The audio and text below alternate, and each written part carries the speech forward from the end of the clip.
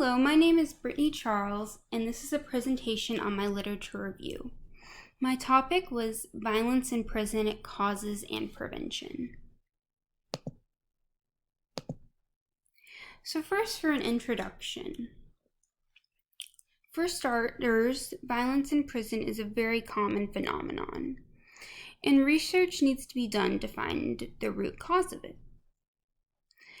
There are various types of prison violence, widespread types resulting from various causes, wide range of causes and wide range of types. Prison violence is a growing concern for the corrections system, and further research needs to be done to prevent violence from happening in our prisons. So first, to start off with some causes, starting with biological factors. Caroline Bald found that age was the single most important factor that determined whether an inmate would be at risk to act violently. Bald found that males aged 25 and under were more likely to conduct violent acts in prison. Meanwhile, those aged between 26 and 35 were less likely to commit these dangerous acts. And this makes sense, as younger individuals are more likely to have the stamina and strength to act violently than those who are older. This is important to note, as a large percentage of our prison population is in this age range, so this is an important cause to examine. The next cause is the pain of imprisonment. This is a term first used by Sykes in his book, The Society of Captives. The pains of imprisonment encompass both physical and non-physical pains.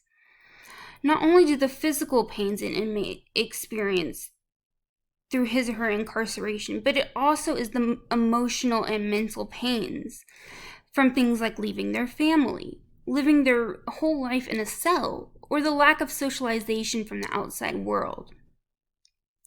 The top 3 pains of imprisonment that inmates responded with in this study are missing freedom, missing family, and lack of privacy. So the next one that I would like to touch on is environmental factors, which I also think relates to the topic before. The environment an inmate resides with is a huge factor to whether they behave violently or not. When looking to predict violence in prison, scholars look at factors such as population, inmate-to-officer ratio, and the time remaining of a prisoner's sentence. It was found by another study that being a member of a prison gang led to more aggression and violence in their behavior. Those who received fewer or no visitors were also more likely to act violently while incarcerated.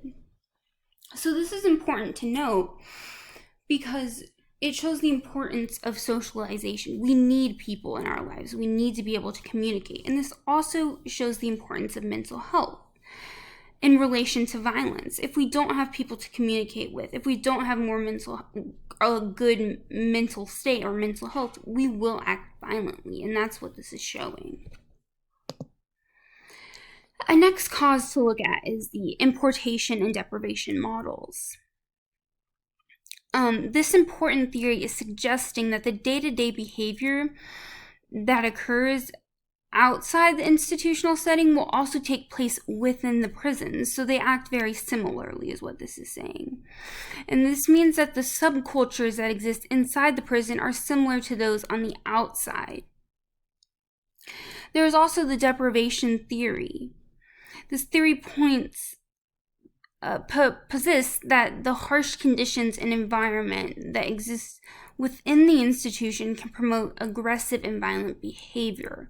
These are just a few of the explanations for violence in prison.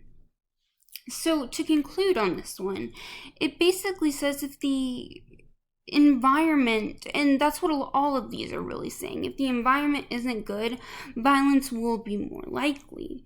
The better the environment, the less likely it is for violence to occur. Now we're going to get to some types of violence that we often see in prison. So first we have assault, which is very common when there's different types of assault. It could be verbal, physical, or sexual, or other types. So when a victim experiences a sexual assault, there are a number of effects it can leave on them. There's physiological, or physical, or psychological. It leaves traces on the victim. And when it comes to physical effects, some of the examples are sexually transmitted diseases. And these can transfer throughout the prison population. It can also go outside of the prison population when the victim is released. Some of the psychological side effects from these assaults can be anxiety, shame, guilt, to name a few. So these assaults are changing their life. I put an example of sexual assault, but any type of assault is really going to leave a lasting impression on this person's life. And this is going to lead to more violence and more pain. It's a cycle. Not even just with sexual assault. I explained more of even verbal assault. Verbal assault will lead to more violence. Physical assault, any type of assault will just lead to more and more. It's a cycle that is just everlasting. The next type of violence that we are seeing in our prisons is gangs. In the media, gangs are portrayed in a harsh, strong way, and they're notoriously known to cause problems in our prison system. Gangs are portrayed as ruthless and cutthroat and powerful entities that not even our inmates are fearing in the prison system, but even correctional officers are fearing. Research has shown that incarceration leads to the recruitment of members for the gangs. Some even saying that it makes the problems of gangs on the streets even worse. So not only are we making it worse inside of the prison, but we're making it worse on the outside as well. Multiple studies done have found that members of gangs are more likely to be violent within the prison than non-gang members. This goes for both those who join gangs while inside the prison and those who are part of a gang prior to entry. These studies are showing that gangs are a huge problem for our violence in prisons. They are starting the violence. They are recruiting those into violence. Our officers are even fearing them. It's just becoming a huge problem in our prison systems as they're a source of violence. One more type of violence that we are experiencing in our prisons is prison riots. Boyan and Rattray list two different approaches that have been examined to why prison riots occur. And when combined, they create the administrative breakdown theory. The first is that poor prison conditions lead to prison riots. Again, as I was saying, there's a recurring theme that we see. Poor prison conditions equals violence. This goes for assaults, this goes for gangs, this goes for riots. Poor prison conditions are showing to lead to violence. And this is a connection with the deprivation theory that I discussed earlier. Under this theory, rioting will occur when the conditions are poor. Food is not being served or is low in quantity. Racism and overcrowding are also some issues, just to name a few. If the conditions aren't good, rioting is more likely to occur, also with any other type of violence. It's more likely when conditions are not great. So prevention methods. We've talked about the causes. We've talked about the types. But most importantly, how are we supposed to prevent this violence? The Urban Institute of Justice Policy Center conducted research with 3 correctional institutions to test out these 3 ideas to see if they would work in prevention of sexual assault and other violence in prison. The 3 ideas were improving supervision, installing surveillance cameras, and training officers in crisis intervention. These institutions were each given one of the variables and evaluated for a 12-month period of time. Afterwards, they gathered and interpreted the data. Within the 12 months of the study, there was vast improvement. Though it cannot be told whether or not it was solely from the implementation of new tools and regulations, there was a reported 175 less incidences of the use of force. So there's some promising things that came from these studies, showing that these three ideas of